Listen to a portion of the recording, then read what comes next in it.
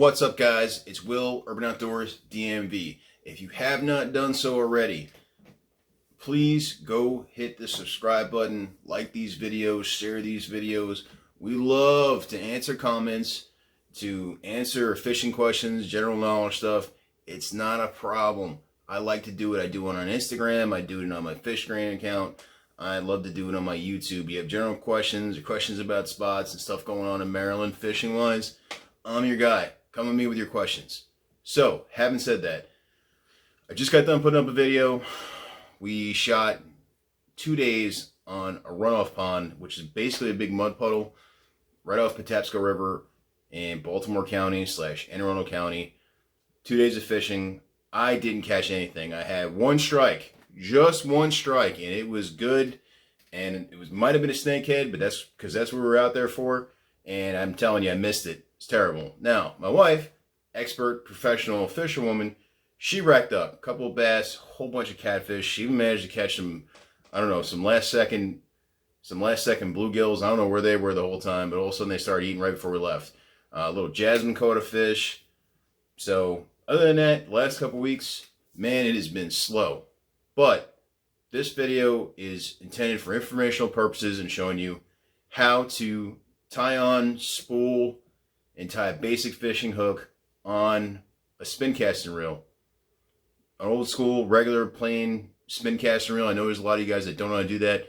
That's not a problem. I'm going to show you how to do it, how to put it on, how to spool the line, basic functions, and then I'm going to show you how to tie a real simple knot, a fisherman's knot, on a small jig head that I had. So if you have questions about that, by all means ask. Love answering comments, love communicating with people, love doing this, love sharing knowledge. I'm going to show you the top 3 things that you guys missed in the last 2 weeks since we've been fishing, because it has been slow. Number 1, we were fishing up in Susquehanna River, and I hooked, and then could not land this gigantic dragon snakehead. You can kind of see it in the video. You see the hook up, you see me get the fish, and then you see it shake and take off, and it was no joke. It was a giant. Check it out.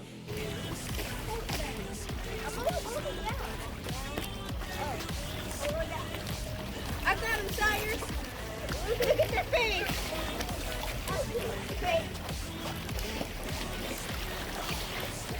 Whoa! Whoa! Oh, shoot! What is that? Fish!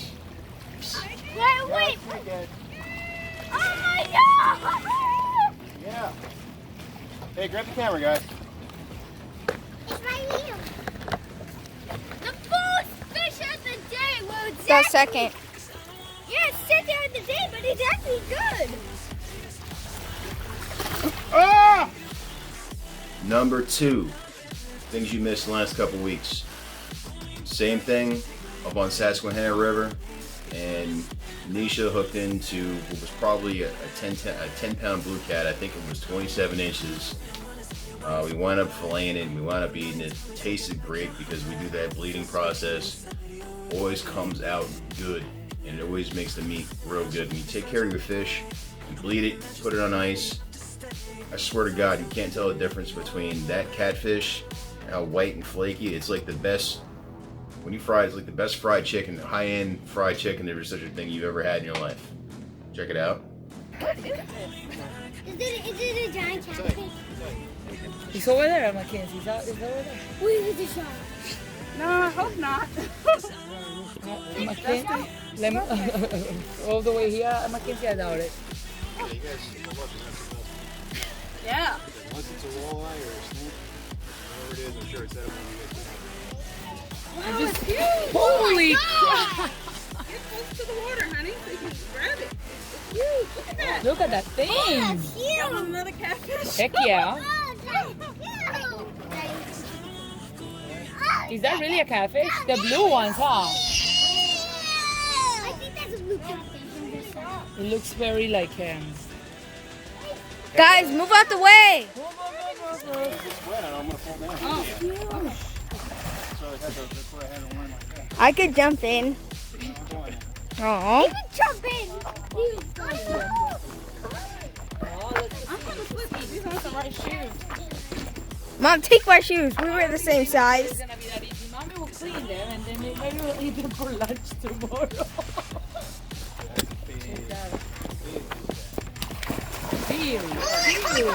Oh my god! Jump in! Wait, Jasmine. No, stay up. Stay up there. Got him. Yeah. Wow! That is a huge fish. Whoa. Jasmine, what Look should at I that. say? That's the meat right there. Number 3. Me and Jeb were fishing over at Wild Lake in Columbia. We tried to get some topwater action going. It was real slow for a couple hours. Then the weather turned nasty. We were about to have a really crazy thunderstorm, and I managed to catch one small one on topwater, and then it started pouring and we had to leave. Oh, it's in the first one. It's very zoomed in. Oh, I got him. I'm spooked. Finally. Oh! Oops. Little guy. Okay, so I hope you enjoyed those little clips of us fishing. I mean, it's better than nothing. Now, if you're curious on how to set up a spinning casting, more of a traditional type rod, and how to put the line on it, how to spool it up, and how to do it right, and then how to tie a really simple rig with a fisherman's knot on there, check this out. I had a request from one of my friends last week that wanted to know about spinning rods and spinning reels. So what I have for you today is an offshore angler, which is kind of a cheap setup. You can get it at Bass Pro, sometimes Walmart sells them. And this is a 6'6" medium spin casting. So, with one of these, you are going to see, well, you'll get it and it'll be like this. And you'll have a little cap right here, which is your tensioner for your drag. So, basically the way one of these works is, you put a bunch of line on this spool. It's underneath this metal thing called a bail. You open it to cast it. You close it when you want to reel it in. Line goes around the spool. There's a part where it makes contact, and when you're reeling it, it's pulling your bait in, and it's putting it back around the spool. And if you can see that, the spool is going up and down, making sure it's even. So when you get one of these, and they're brand new, you might have to rig it with fishing line if it doesn't have it already.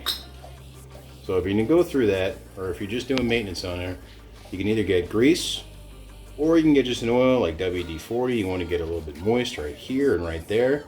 Make sure something gets in there and make sure it's functioning properly. Make sure your handle's tight.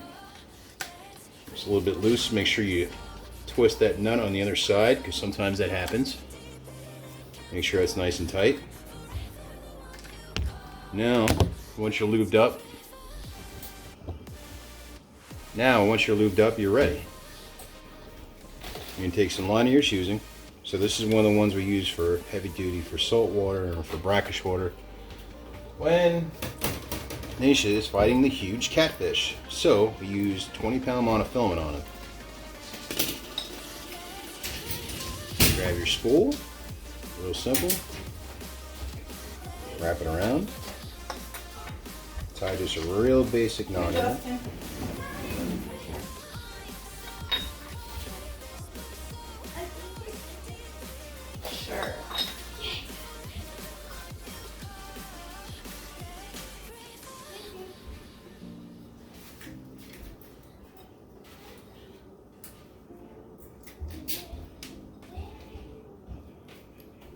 Alright, now that you've done just a real basic knot, you're good to go. Take the tag line, you take a knife, you cut off the excess you got on there. A little excess. Then, you open the bail, like so. You put it back on.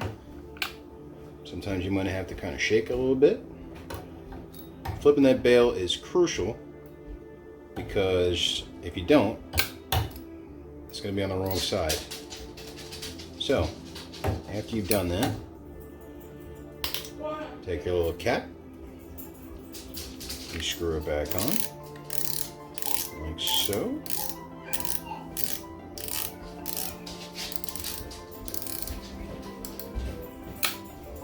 You flip your bail back over. Then, all you have to do is reel it in.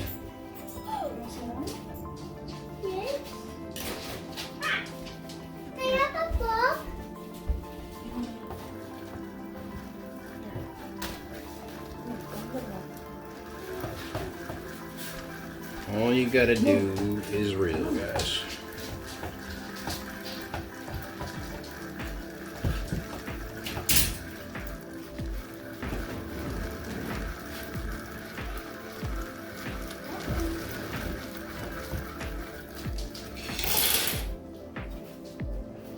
Whoops.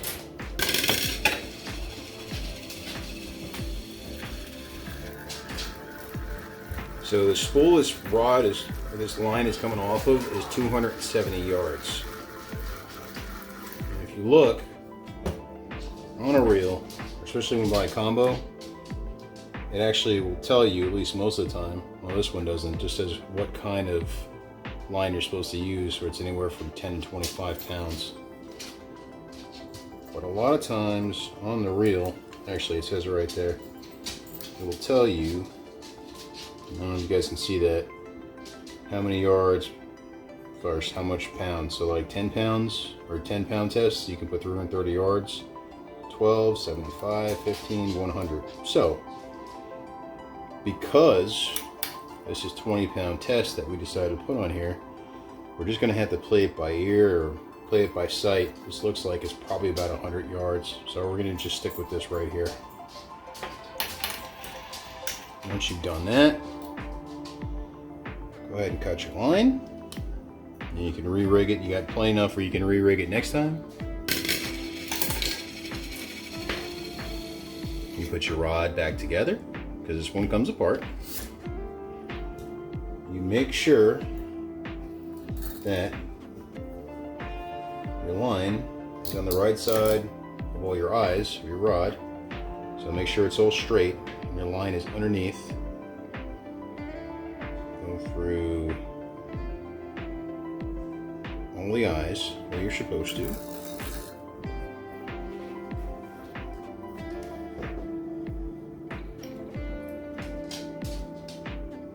Try not to twist it.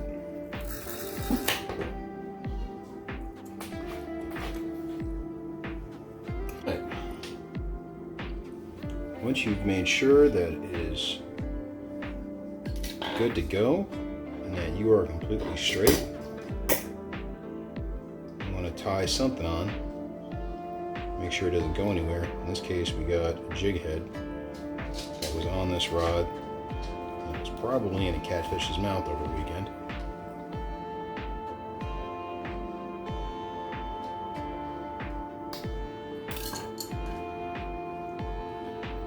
We're going to take it. I'm going to show you how to tie a fisherman's knot. Really, really simple, really basic knot.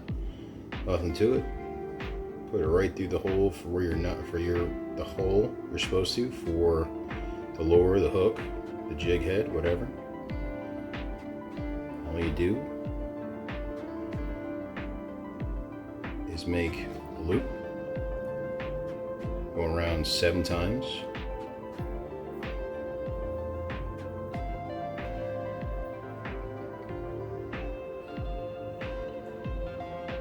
And you take your line and you put it right back through the loop you created, and then you pull it tight. And once you straighten it out, you make sure everything is tight where it's supposed to be.